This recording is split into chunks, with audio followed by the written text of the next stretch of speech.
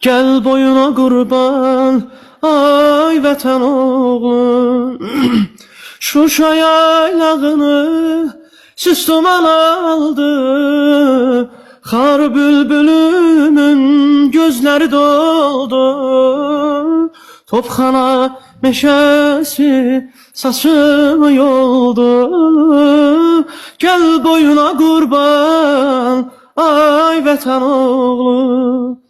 Şuşa yaylağını sis duman aldı. Xar bülbülümün gözleri doldu.